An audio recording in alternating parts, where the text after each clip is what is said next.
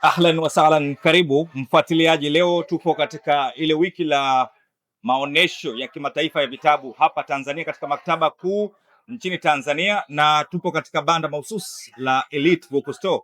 Hawa ni wako chini ya kampuni ya uchapishaji vitabu bora kabisa kwa kutokea nchini ya Apen Network. Mimi naitwa Majid Mswahili na kuchukua hapa, na jambo mahususi ambalo tulifanya hii leo ni uzinduzi wa vitabu. Watu wanasema Waswahili, kitu kibaya kikitunzwa vizuri huwa kizuri, na kizuri kikitunzwa vibaya huwa kibaya.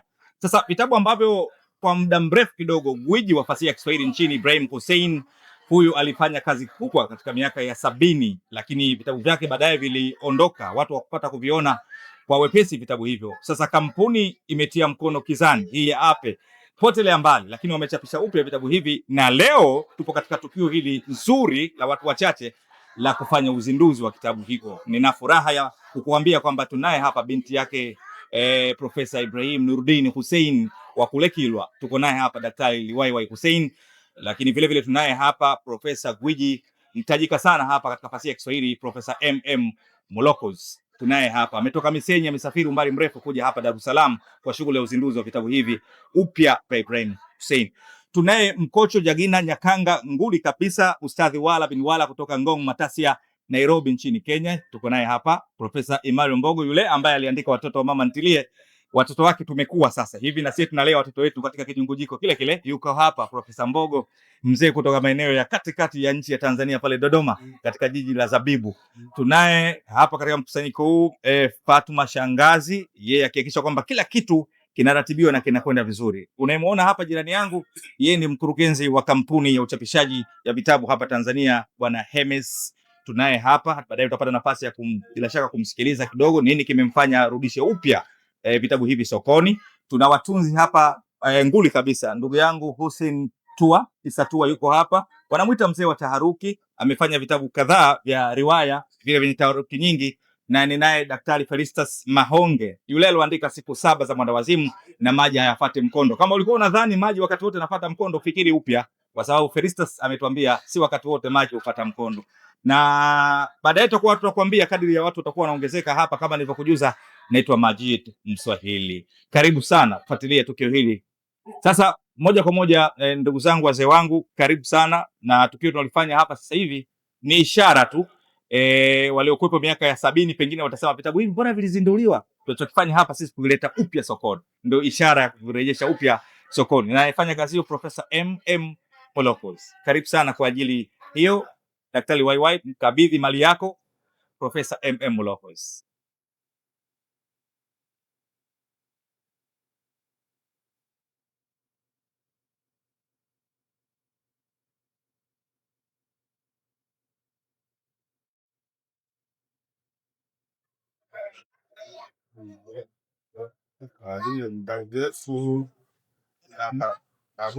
Harusi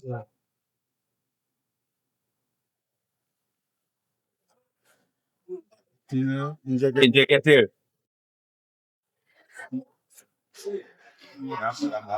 jambo la maana kabisa hiyo.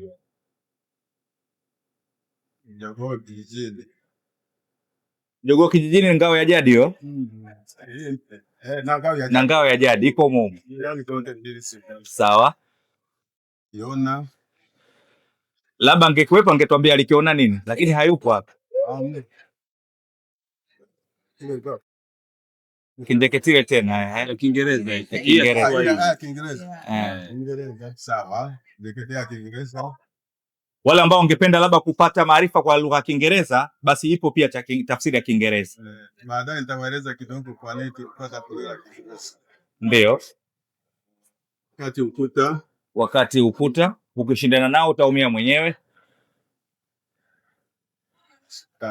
Hao ndo mashetani. Kina Juma hapo Ayo, na mashetani wamerudi. Shetani wamerudi. Said Ahmed amesema mashetani wamerudi. Tuambie kidogo, Profesa Ibrahim Hussein ni mtu wa namna gani kwenye fasihi na uandishi wake ukoje? Walau kwa ufupi, pengine watu wangependa kufahamu kidogo. Ukitaka kumzungumzia Hussein utatumia muda sana, na nadhani muda hatuna. Kwa hiyo nitasema machache sana. Kuna kitabu tulitoa kwenye masuala ya mashindano ya ushairi, nadhani hapa akipo kikubwa hivi kama kurasa 200, na humo ndani kuna maelezo marefu kiasi kumhusu. Kwa hiyo atakayotaka kusoma nadhani itakuwa vizuri kusoma, kwa sababu kinamuelezea kwa urefu zaidi. Ila mimi niseme kwa ufupi mno kwamba Ibrahim Hussein kumfahamu mimi ilikuwa zaidi ni kutokana kwanza na kitabu cha Wakati Ukuta. Hiki kilipendwa sana sekondari na chuo kikuu, kwa hiyo ilikuwa ndiyo njia ya kumfahamu. Profesa Hussein mimi nimeanza kumfahamu kupitia tamthilia yake ya hiyo ya Wakati Ukuta. Ndio.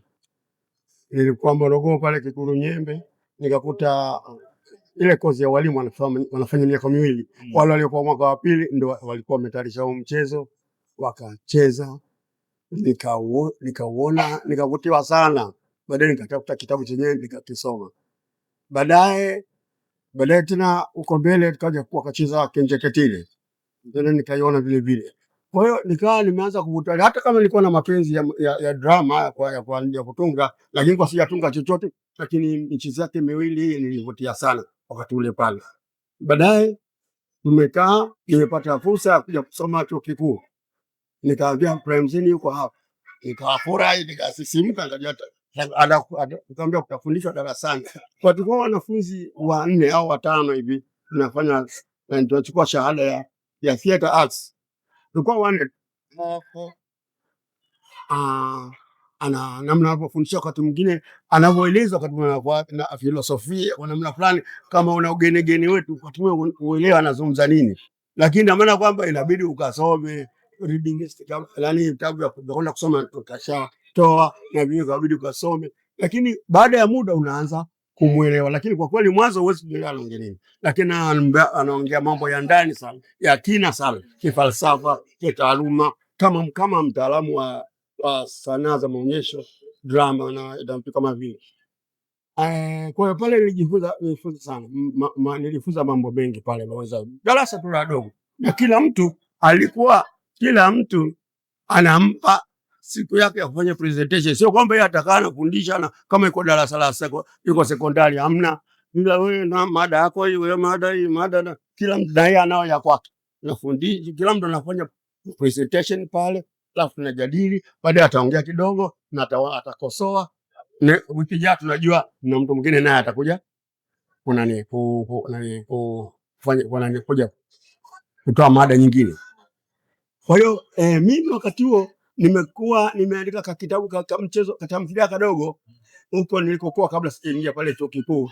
Na nikaa napenda kuandika, lakini niliona kwamba kwanza naona mwandishi mwenyewe anaandika vitabu vizuri kama hivi, baadaye namsikia anavyofundisha, baadaye nilikuwa naona amecheza kujiza pale Nkuruma, kazidi kujifunza hii. Lakini kitu kimoja ambacho siwezi kukisahau na nakikumbuka, aliniambia kwamba nimeona kwamba unapenda kutunga tamthilia, unaonekana una kipaji, lakini sijajua kutafutaje. Lakini aliniambia kitu kimoja, licha ya kusoma hivi tamthilia, sio zangu tu tamthilia, kama ni za Kiingereza lazima usome sana. Hiyo ni msingi muhimu wa kujifunza wewe kuandika tamthilia zenye mashiko. Hiyo ni kwanza. Pili, aliniambia kwamba nilikuwa nimepata hii fursa ya kwenda kusoma Jerumani, Bonn. Akaniambia nimeona ile giza limeingia pale Nkuruma pale ile. Akasema ukitaka kuwa mwandishi mzuri lazima uwe ushikamane na uigizaji kwenye jukwaa. Sio tu skule mchezo unapochezwa, kila mara ukipata na fursa unakwenda kuangalia mazoezi yale yenyewe. Utajifunza mengi kuhusu uandishi kutokana na kuangalia. Huwezi kutenganisha kutazama tamthilia na kuandika kwenyewe kwa tamthilia, vinakwenda pamoja. Ni kama vile mtu anajifunza fizikia darasani, lakini nakuwa haitoshi mpaka aende maabara. Kwa hiyo maabara ya mwandishi wa tamthilia ni kwenda kuangalia wale madirekta wanafanya nini, waagiza wanatapata kwa nini mpaka baadaye mchezo unatokea. Inavutia, unazidi kuelewa zaidi unani kunga na za kuandika tamthilia. Kwa hiyo baadaye nilikwenda Kisumu, tulicheza wakati kuta, tukacheza na Kinjekitile, baadaye tukacheza hapana, sio Mashetani, lakini hii nafikiri ni wakati kuda na Alikiona. Tulicheza pale chuo kikuu cha Maseno pale, tulicheza wakati tulikuwa na Ibrahim Ngozi. Ulikuwa kweli Ngozi na Ngozi wanaye pale, tulicheza hizo tamthilia 3. Kwa hiyo kila niambia, kama unataka kuwa mwandishi mzuri usijitenge na yale ya utendaji katika jukwaa. Kama sikia darasani lazima aende maabara, ndio anapata kujua hii kumbe inaenda hivi na toka hapa inakwenda hivi. Kwa hiyo utakuta kama hivi sasa Tanzania toka wameondoa hizi mashindano ya drama imeathiri sana kipaji ambapo watu walipenda wao waandishi wazuri, kwa sababu wanaikosa ile. Zamani ilikuwa hata waandishi wengi, hata pamoja na Profesa Mlama ni wanasoma kwanza ambao sisi tunawafuatisha na kujifunza kutoka kwao, walikuwa wana darasani, lakini vile vile kulikuwa mashindano ya drama nchi nzima, ilikuwa wakati ule yanaratibiwa na British Council, lakini baadaye ndo uhuru jamaa na nini na hizo ikaacha. Kwa hiyo hilo ni pengo kubwa mimi naweza kulisema, ambalo kwamba uandishi wa tamthilia kama yale sasa namdondoa mwalimu mwenye profesa kwamba uandishi wa tamthilia lazima uende na jukwaa na waigizaji, inakupa ule undani ambao huwezi kuona kama unaandika tu peke yako. Asante. Ndugu wapenzi, mimi Mwalimu Wala bin Wala pamoja na wenzangu wasomi tuliokutana hapa, tumekutana kwa mara nyingine chini ya mbuyu huu unaoitwa Ape Mtandao kuwaonesheni mchezo wa uchambuzi wa vitabu vya Ibrahim Hussein. Hivyo ndivyo Profesa Ibrahim Hussein anavyoanzisha kitabu chake cha Mashetani. Mimi Juma na Kitaru tumekutana tena kwa mara nyingine chini ya mbuyu huu kuwaonesheni mchezo wa mashetani. Sasa unavutika kabisa kwamba uje utazame mchezo wa mashetani.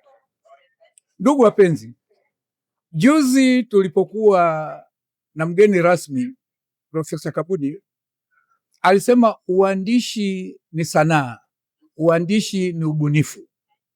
Hapo ndipo tunapokuja kwenye ubora wa kitabu na ubora wa mwandishi.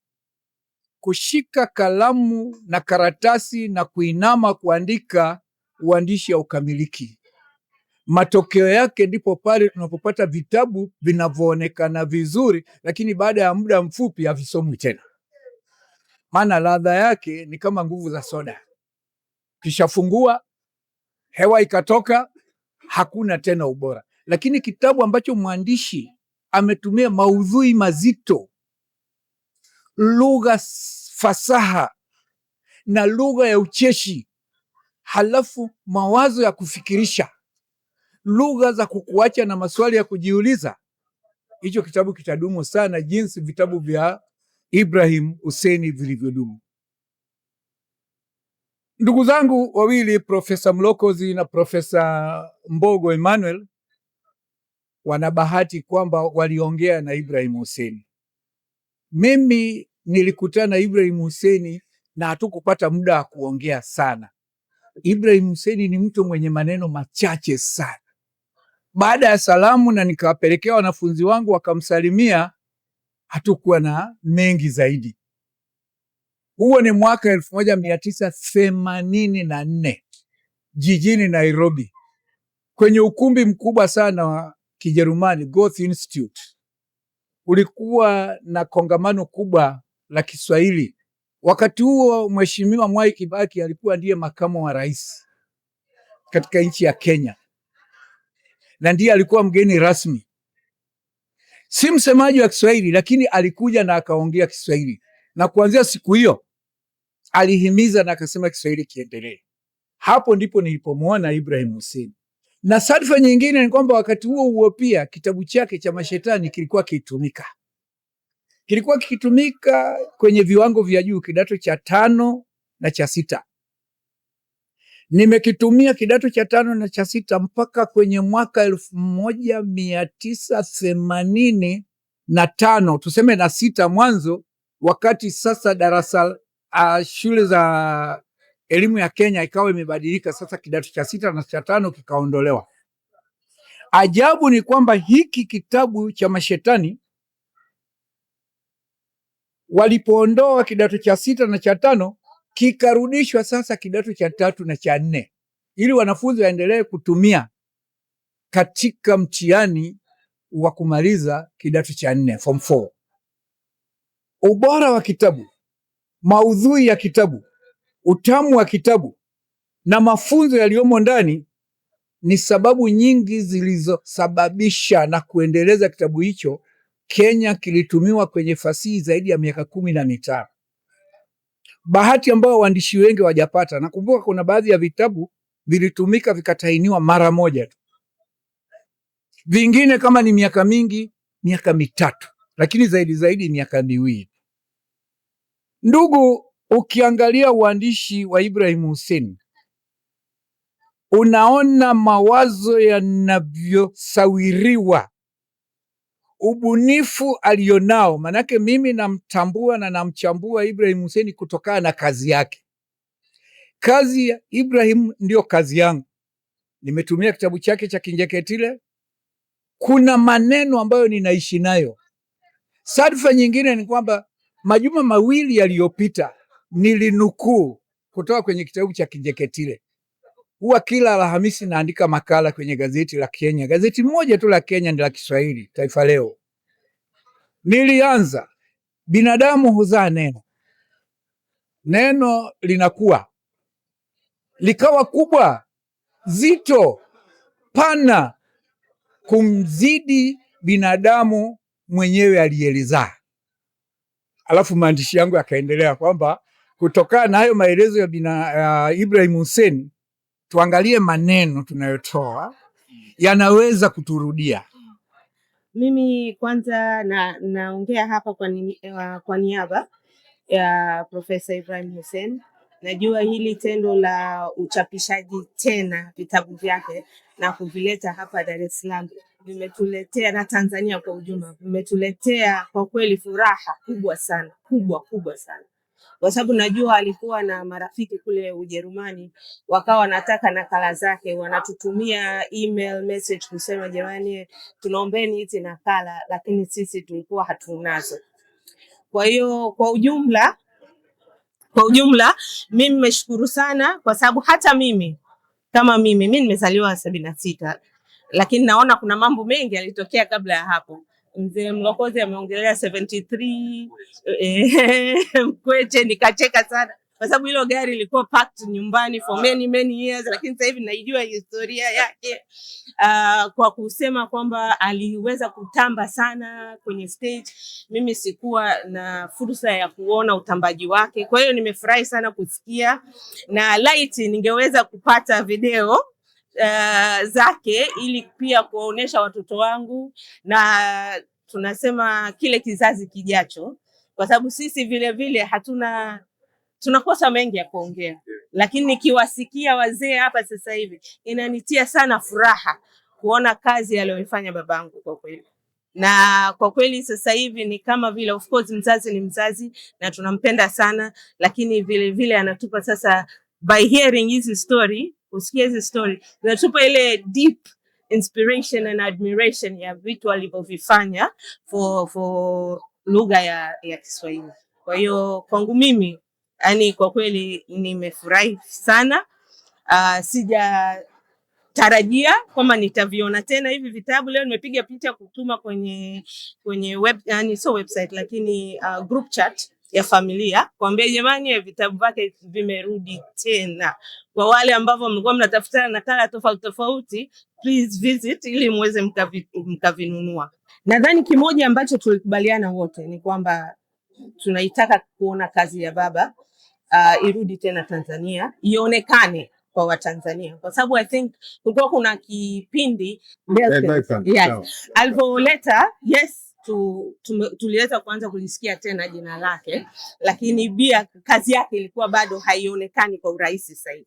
Kwa hiyo kama familia tulitaka kuona pia vitabu vyake kwenye market. Kwa hiyo lile swala lilivyokuja kwa kweli limetufanya sisi tuanze kujifikiria tena. What we knew ni kwamba tunataka kazi yake iprintiwe. How? Namshukuru sana sir hapa kwa Mr. Hemmings kwamba akatuonesha njia and how it can happen, na nashukuru sana kwa passion yake, kwa sababu kwa kweli I know yeye ana passion sana ya vitabu vya mzee, mpaka kutumia nafasi ya kuja kututafuta, kutupigia simu, kutuambie don't worry I'm here kukushikeni mikono, na mpaka leo it has happened. Kwa kweli sisi hatuna mengi ya kusema except kusema thank you. Kwa hiyo asanteni sana, na ninajua partly mimi nasema everything happens at the right time, kwa sababu nimemjua Majid for many years. Hakujua kwanza kwamba Profesa Ibrahim Hussein ni babangu, lakini alivyojua kila siku alikuwa ananiambia laiti ningekutana na mzee, naomba nihakikishie nikutane na mzee. Kwa hiyo I'm sure yeye pia play a part ya kufanya nini connections kwetu sisi familia na Mr. Hemmings. For that thank you so much. Kwa hiyo kila kitu kinapangwa na Mungu, na Mungu has his own way ya kupave the way. Kwa hiyo tunashukuru, tunasema alhamdulillah, na wale wote that made this dream come true, asanteni sana. Niseme tunajaribu kuchimba, kutafuta nyayo za Mwafrika zinazoachwa zipotezwe na vumbi na mchanga, na hatuoni kwamba ni sawa kwamba Mwafrika na machache na anayaacha yanapotea. Moby Dick, Three Musketeers, hivi ni vitabu vya miaka 400 iliyopita, miaka 300. Ni ajabu zaidi kununua Moby Dick kwa sababu mteja anataka kuisoma kuliko kutafuta kitabu cha mwaka 70 kukirudisha. Kwa hiyo tunaugua kuona vitabu vinataka kupotea. Tunaugua kushindwa kutafuta utukufu kati ya watu wetu. Kwa sisi kwa kweli, nasema kweli tunaugua. Tunataka kuhakikisha mali ya Mwafrika ipo na watu wapewe heshima zao. Wala si kazi nzito kupindukia. Ina uzito wake, na ni ukweli unasema ni ukichaa kwa namna fulani. Ni ukichaa, lakini lazima wawepo vichaa. Kwa sababu hata walio salama unaweza ukaepuka hasara, unaweza ukaepuka hatari, lakini hatuna taarifa ya mtu yote ambaye aliepuka hatari na akaishi milele. Pia wote walikufa. Kwa hiyo ni bora niende kwenye vita kupambania kazi ya mwenzangu, kuonesha mfano wa kwamba na uwezo wa kupata utukufu wake, kuleta utukufu wake, na wengine waamini kwamba utukufu ni jambo la hapa nyumbani na kulileta. Kwa huu ndio ugonjwa wetu. Tunahangaika kwa kweli kuhakikisha kwamba kazi isipotee. Kazi ya Kiswahili si nyingi sana. Ni kazi ambazo taasisi yenye fedha au mfano serikali ikidhamiria, sio pesa nyingi, hata kuzirudisha zote kabisa. Kwa kweli sio pesa nyingi. Sio pesa nyingi kama pesa ya kuweka lami na baada ya miaka 15 kuibadilisha lami. Hiyo ni nyingi sana. Kwa hiyo huo ndio msukumo wetu. Tunadhani lazima tutetee watu wetu na tuhakikishe kazi zao zinapatikana. Umekuwa ni kama ugonjwa, na kwa kweli haupigiwi mahesabu kwamba utatupeleka wapi. Lakini biashara nyingi pia ziko kupigiwa mahesabu. Kwa hiyo ndio hamasa yetu. Huo ndio inayotupatia msukumo. Haya nimeyasema yale ya ziada bila hata kuweka jina la mtu, si ndio? Sasa ukimwangalia Profesa Ibrahim Hussein na ukisikia aliyosemwa, unagundua kwamba yani pana sababu zaidi ya hii ambayo mimi nimeisema ya kwamba kwa nini kazi yake itolewe. Na sio yeye tu. Ukiangalia kazi za Profesa Penina ni hivyo hivyo. Ukiangalia kazi za Profesa Brockles ni hivyo hivyo. Lakini kunawezekana pakawa na uvivu wa kudhani kwamba mambo yatabadilika, kwa hiyo tuende na mambo mapya. Tuna uwezo wa kuwa na mambo yetu ya zamani na tukayatu. Kwa kampuni tunayoiendesha, kampuni ninayoiongoza, inajaribu kuwa kama fimbo ya babu. Yenyewe haina ujanja sana, haiwezi tembea yenyewe. Na babu pia kuna uwezekano hana ujanja, haiwezi tembea mwenyewe. Kwa hiyo tunataka tuwe fimbo ya babu, babu aishike, imuonyeshe njia. Tupambane na hizi kazi zote, tuzitoe, tuziweke hapa. Wakati nakupigia kuuliza, ulinisaidia mambo mawili. Kwanza uliniunganisha na familia, lakini pia hiki kitabu ofisi ilishafeli kabisa kukipata. Hiki hapa. Kwa hiyo tulipoulizana maswali kaonekana hatuna hakuna. Lakini nilipokuuliza ulinipatia. Ukaniambia bwana, hizi vitabu kopi ipo, ukanipatia. Kwa hiyo hayo kama nimejibu swali lako, lakini mimi niendelee kuhimiza. Ni wajibu wetu kuleta utukufu wa watu wetu hapa. Tena haraka zaidi kama watu wao wapo. Kwa sababu pia kuandika risala na kumsifu marehemu ni jambo la kawaida, wala halionyeshi kila marehemu anaandikiwa habari njema. Lakini kwa hiyo ni muhimu sana kukimbizana na wakati, kuhakikisha watu wapewe taarifa zao na sifa zao wakizisikia, alafu hautakuja kuaibika unapokuja kuwasifia wakiwa wametwaliwa. Kwa hiyo tuendelee. Wito wetu sisi kama wachapishaji ni kwamba huu uwe mfano wa taifa linalojali kazi za watu wake, na sio tu kazi za watu wake kwa sababu zitawalipa wale watu wake. Hii ni heshima kwa nchi. Hii ni heshima kwa sababu dunia nzima wanaojifunza Kiswahili wanafahamu na wanavitafuta. Unakosa sifa kama nchi, unakosa fedha kama nchi. Kwa hiyo Waafrika tujifunze kuthamini mambo yetu, tuyatukuze kama ambavyo Profesa Wala amesema. Yumkini neno hukua na hata kumzidi hata mwenye lile neno. Vitabu hivi ni vitabu tu, vinaweza vikawa sio kitu wala sio lolote, lakini vina uwezo pia wa kuonekana kwamba ni vitu vya muhimu mno. Na sisi tukiamua utaratibu huu wa maisha, neno hili la kwamba Kiswahili chetu na waandishi wetu likitukuzwa, utakuja kushangaa nchi mpaka unafika unasema, yani hiyo Tanzania, yani kwamba inakuwa tajiri kwa sababu ya lugha. Mbona sielewi? Uelewi. Ndivyo neno lilivyokuwa kubwa. Watu wameamini, wakaona kwamba ile ndio chemchemu ya maandiko, wakaona kwamba maandiko ya aina nyingi, wakayatafuta. Kila mtu duniani akasema tunavitaka. Ile jambo lile liloanza kama nia tu, kama maono, kama ujumbe, laweza likafika mahali likawa mwangaza mkubwa, sio tu kwa mtu yeye, kwa mtu aishi milele. Hata tunayofanya hayana utukufu sana kwetu sisi, lakini kwa taifa na kwa watu hawakuondoki kama taifa, zina utukufu sana kwetu. Kwa hiyo tunahimiza Mwafrika aache utani, ajitukuze, atukuze, aheshimu, alinde, atetee mambo ya kwake madogo kama yalivyo. Ndio hayo wazungu kina Cinderella ni madogo kupindukia, lakini ni makubwa. Sasa Cinderella ni hadithi ya kila mtu kuijua dunia, si ndio? Hayo mambo ya neno, si ndio? Kwa hiyo tupende mambo yetu na tuwape watu heshima zao. Kwa hiyo mimi nina hamu hiyo, wape watu heshima yao, wafurahi, na wewe utekeleze wajibu wako. Si umeona ni nzuri, sema basi ni nzuri. Basi huo ndio msukumo wetu.